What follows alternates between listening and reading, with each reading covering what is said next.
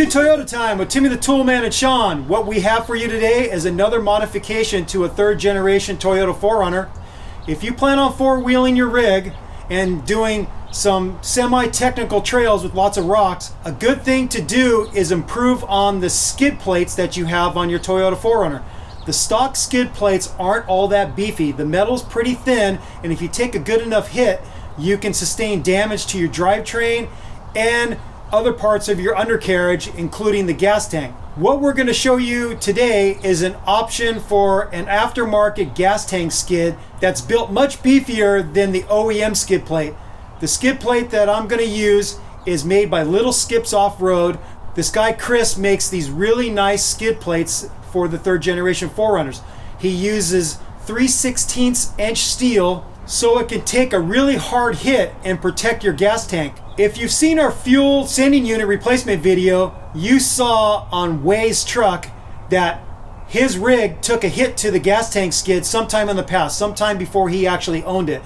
The skid plate was dented pretty good, and then the gas tank itself was dented pretty good because the skid plate didn't protect it enough from that hard hit. Since the gas tank on a third generation Toyota 4Runner is in a vulnerable area, it hangs pretty low on that driver's side. It is a good idea if you're going to be off-roading on some technical trails to go ahead and get a better, stronger skid plate to protect your gas tank. So in addition to the skid plates that I already have, I bought CBI front and rear skid plates. Those skid plates protect all the way from in front of the radiator all the way to the back cross member right behind the transfer case. So those CBI skid plates are protecting all my vital drivetrain components, my engine, my transmission, and my transfer case. But CBI doesn't make a gas tank skid plate for a third generation 4Runner, so I had to go searching for a good one. I did some research and I found a forum post on t4r.org, and people were highly recommending this one from Little Skips Off-Road. I decided to buy one. I ordered it, and Chris, who's the owner of Little Skips Off-Road, he got it to me really quick. I think it was a week at most, but I think it's actually less than a week. So we're going to show you how to get the OEM skid plate off and the aftermarket skid plate in position. Let's start by showing you how it came packaged and everything that came with the kit. So I already got the box cut open. Let me flip it open for you. Chris is the owner of the company. He very smartly attached 2x4s to protect these parts of the skid plate on that end and on this end. The next thing that I'm going to do is I'm going to disconnect the skid plate from the 2x4s, and then I'm going to clean up the whole skid plate with the cleaner, and I'm probably just going to use some mineral spirits, some paint thinner, to clean up all the manufacturing oil on it to get it ready for paint. So again, this is what I use to clean up the skid plate. It's just a basic mineral spirits made by Clean Strip. And then I'm going to use a paint and primer spray paint that I got at Ace Hardware. You don't have to do a separate primer coat. You just spray it on and it does both at the same time. In the directions, Chris actually recommends a roll bar and chassis paint that's also self-priming. This might be a better option because it's advertised as being a durable finish. Here's a better shot of what the skid plate looks like. This is the side that faces up and goes against the gas tank. And this is what it looks like looking from the bottom. This is going to be the underside that will take any blows from rocks or whatever while you're four-wheeling. Here's a good shot showing you how thick the steel is. It's 3/16 inches thick, really beefy. If you were actually able to bend this thing, you took a pretty good hit. I think this is going to do a nice job protecting the gas tank. Here's all the stuff that comes with the Little Skips gas tank skid. He has all these foam cushions. He's got these two 10mm bolts with the nuts, and then he's got 5 8mm bolts with some lock washers, and then he has this rectangular washer that will show you what that's for later. He has a nice set of instructions that tells you everything you're supposed to get, tools needed, how to prep it for painting, and he goes through all the steps of what you need to do. I have to say, grading his installation instructions, I'd give him an A because he not only provides clear instructions, but he also includes pictures, and pictures make it so much easier to figure out what the person's trying to tell you what to do. So as you turn the pages here, He has instructions and a related picture showing you what he wants you to do. So the first 4 pages relates to everybody. And then if you have a 2001 and 2002, there's specific instructions for those years, and that's the last 2 pages of the instruction manual. Let me show you what the skid plate looks like after I got done painting it. So here's the finished product after I spray painted it. Skid plate and the 2 brackets that go with it. I can't say I'm gonna win any awards with my spray painting. I don't think any tagging crews are gonna ask me to join their crew. We're gonna follow these instructions step by step. We already got the skid plate painted. We're now gonna remove the stock skid plate. To start off, we're supporting the skid plate with a transmission jack. If you don't have a transmission jack, what I recommend you do is you get a piece of wood that will disperse the load a little better and help support it a little more evenly. We're going to start by taking the front fasteners off. This is the rearmost cross member on your 3rd generation 4Runner. And then if you go behind that cross member, there's 3 fasteners. And the ones you want to remove, according to Little Skip's directions, is the ones on the outside. So the one towards the middle of the vehicle and the one towards the outside of the vehicle. The center one is actually holding the gas tank onto the frame. You don't want to loosen that one all the way out. You just want to give it a half turn like he says in the instructions.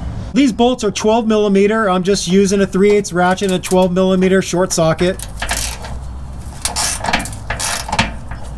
And Little Skip also recommends pre-treating these with some penetrating oil, so that's what I did. I pre-treated it with some Croil last night.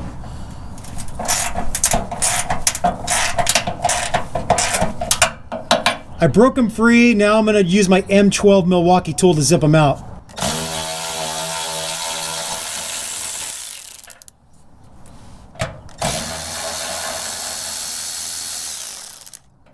The directions say to back off the center mounting 12 millimeter bolt just a half turn. So that's just a little bit loose, but mostly all the way still in. The next fastener we're going to remove is this 12 millimeter bolt on the driver's side frame.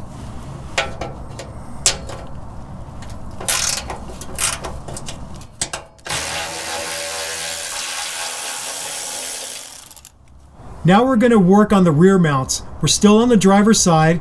To give you a relation of where we're at, this is the rear sway bar and this is the end link on the driver's side.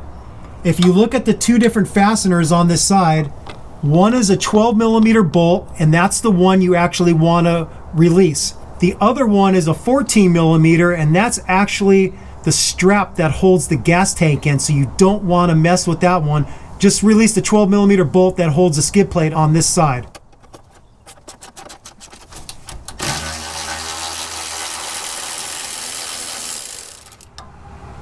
The last fastener we have to release is near the center of the vehicle to the left of the drive shaft.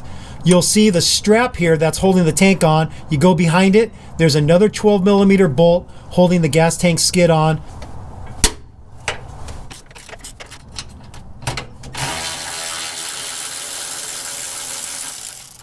But to get to these rear mounting bolts, a long 3/8 extension is really beneficial to get on there easier. Now that all the fasteners are out, I should be able to lower this skid plate down. It might get hung up coming down on this rear lower control arm. You just push it to the inside and let it clear it. No big deal. Now it looks like it's too tall to get, well, I could just tilt it a little bit and I could get the sucker out.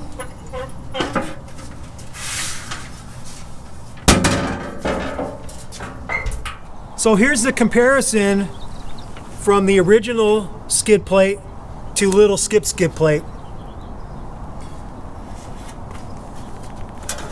The biggest difference is, look how thin the material is for this OEM skid plate, and then look how thick the material is for Little Skips. It's 3/16 steel, a lot beefier protection for your gas tank.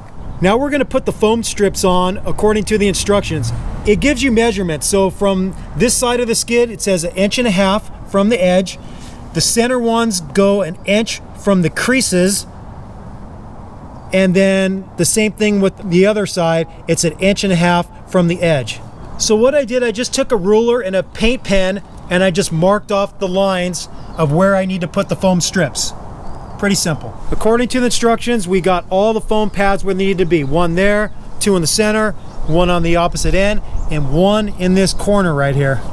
In this drive shaft notch corner, you're going to use this bracket. You affix it to the skid plate using the 10mm bolt and lock nut. The directions say that the bolt goes in from the outside and the nut goes on the inside. Then on this other one, the instructions say the bolt goes from the inside out and the nut goes on the outside. The instructions say don't tighten these up all the way because you want a little bit of maneuverability to get the bolts lined up. And once you got the bolts lined up and the skid plate firmly attached, then you could lastly torque these to spec. This bolt and nut end up being a 17mm, so we're going to cinch them up. Now we're going to carry this sucker, get it on the transmission jack, and then lift it into place. Depending on the jack you have, you might have to dip these brackets down a little bit to get them underneath.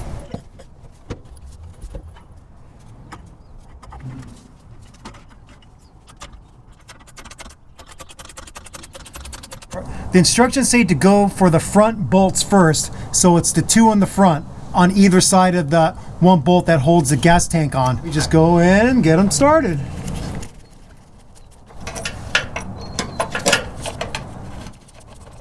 We have both front bolts started, but they're not tight. They're still loose to allow movement in the skid to get the rest of the fasteners lined up. So now we're going to work on the one that attaches the skid to the driver's side frame rail. So with this rectangular washer and another one of the bolts, we're just going to get this side one connected. What I found is you have to jack up the skid plate pretty close in order to get these threads started. So now that one's started, now we're going to work on the rear ones. Following the instructions, he said it's good to reposition the jack now that you're working on the rear mounts, to put it under the rear section to help support it and get the two rear bolts lined up. I'm using a long extension to help me get the thread started. And looky there, looks like I had it lined up. We're not going to go all the way tight. Now we're going to line up the one near the drive shaft. For this rear inside mount, I noticed that it doesn't want to line up as easily as the other ones. The bracket's pushing out this way, so I'm utilizing a channel locks, grabbing a hold of the gas tank edge and grabbing hold of the clamp and then squeezing in to get it lined up, because just with your hands it's hard to do. With the mechanical advantage of good sized channel locks, it's a lot easier to get this fastener lined up. Now that's all good. Now that we have all 5 fasteners holding the skid plate on, we can get our transmission jack out of the way.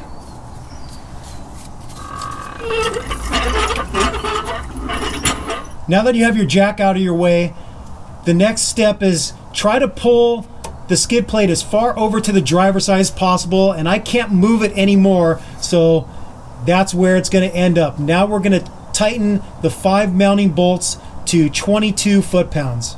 I have the 5 bolts that hold the skid plate onto the frame torqued to 22 foot-pounds. Now I'm working on torquing the bolts that hold the brackets onto the skid plate. Those are supposed to be torqued to 40 to 50 foot-pounds. So I split the difference and I'm torquing them to 45 foot-pounds. Here's what you need to do in order to torque them. You have to get a 17mm open-end wrench on the inside. The way he designed the skid plate, there's a little bit of room on the back side so you can get a wrench in there. So on this one close to the drive shaft, I'm using a short 17mm 3/8 socket to do the torquing.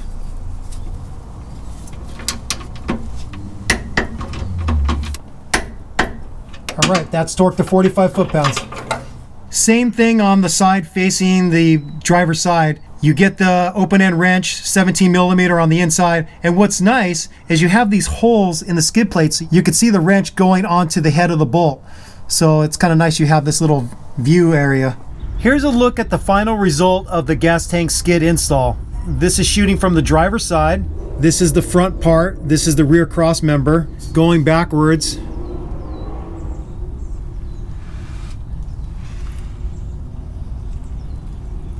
You can see how nicely it protects the entire gas tank.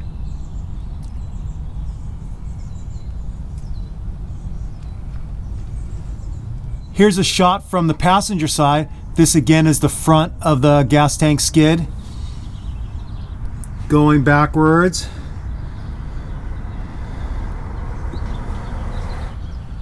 You can see how he designed the skid. He created a notch in the gas tank skid right here to create room for the slip yoke. Finally, shooting from the rear, looking towards the front of the vehicle, this is what the gas tank skid looks like. We are done with the Little Skips gas tank skid plate installation on a 3rd generation Toyota 4Runner. I would have to say I'm very impressed with a lot of things with this product. Number 1, the skid plate is well built. Number 2 is that he provides a really clear set of instructions so it doesn't leave you lost. Everything is spelled out really well with pictures to go with it, so that's another thumbs up. The final thumbs up is that when we installed it, all the bolt holes lined up really nicely. There wasn't any major problems getting all the fasteners connected, getting everything torqued to spec. So it was pretty straightforward. Timmy the Toolman and Sean give Little Skip's gas tank skid plate for a 3rd generation 4Runner 2 thumbs up. Let's see what Timmy thinks of this. Because you can't speak Timmy, I'll let you know what he says. He says, Little Skip's skid plate for a 3rd generation 4Runner gas tank is an awesome thing to buy if you're going to go 4-wheeling. So you want to protect your gas tank from getting any damage if you hit a rock or whatever you hit. With all that said, we thank you for watching Toyota Time with Timmy the Toolman and Sean. We'll be back with more videos. Thank you for watching. Thank you for subscribing. If you have any questions or comments, do that below.